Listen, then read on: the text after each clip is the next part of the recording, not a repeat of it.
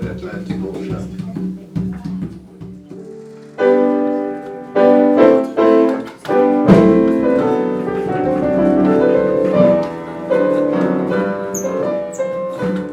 As the wind blew, a new generation came, with hope in their hearts and a plan to remain.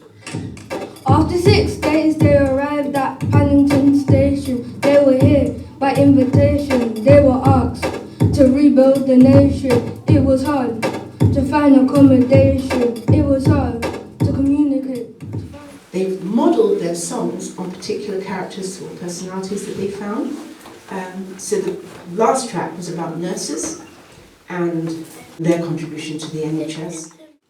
This has been set up to keep young people focused and busy during the summer, and the fact that they have come here consistently and dedicated their time to learning about past generations. So for 10 years we have been providing music, academic, educational support and sports support for young people from disadvantaged backgrounds living in this community, particularly the Angel Town and surrounding estates.